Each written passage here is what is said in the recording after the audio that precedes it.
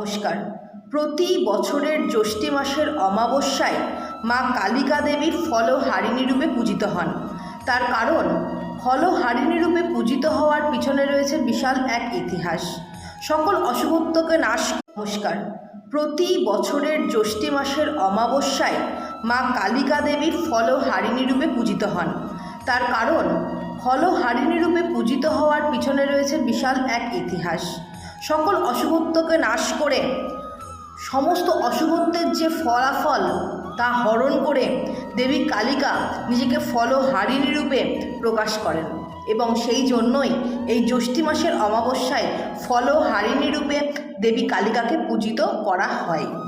এই অমাবস্যা তিথি এই বছর 11ই জ্যৈষ্ঠ ইংরাজি 26শে মে সোমবার সকাল 11:39 থেকে 12ই জ্যৈষ্ঠ ইংরাজি 27শে মে মঙ্গলবার সকাল 9:16 পর্যন্ত থাকছে। এই ফলহারিণী অমাবস্যাকে সাধারণ মানুষ বিশেষ কিছু নিয়ম কানুন মেনে নিজেদের জীবনে কিছু পরিবর্তন আনতে পারে বা জীবনে শুভত্ব নিয়ে আসতে পারে। তাহলে এই ফলহারিণী অমাবস্যায় আপনারা কি করতে পারেন?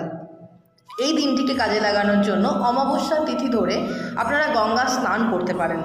গঙ্গা স্নান সেরে সেই দিন আপনারা মৌনী ব্রত রাখতে পারেন এবং বিভিন্ন মরশুমি ফল দ্বারা নিজ মনস্কামনা জানিয়ে মা কালিকা দেবীকে অর্পণ করে উপবাস থেকে মা কালিকাকে পূজা নিবেদন করতে পারেন। ফলহারিণী অমাবস্যায় বিশ্বাস করা হয়, যদি কোনো মনস্কামনা জানিয়ে মাকে ফল নিবেদন করা হয় তাহলে নাকি মনস্কামনা পূর্তি ঘটে।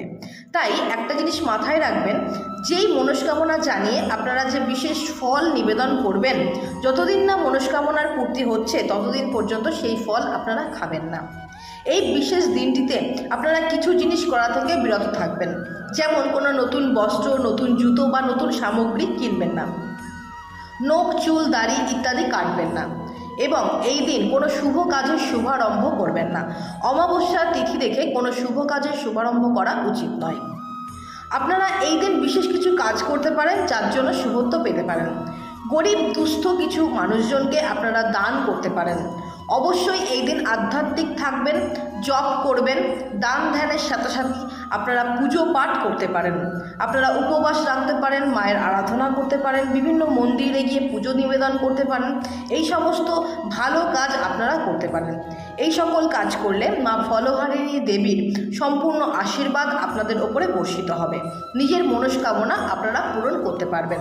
তাই ফলহারিণী অমাবস্যা তিথিটিকে আপনারা নিজেদের জীবনে কাজে লাগান, নিজের দেহ বন্ধন করে নিজেকে সুরক্ষিত রাখতে এবং নিজের মনস্কামনার পূরণের জন্য বিশেষ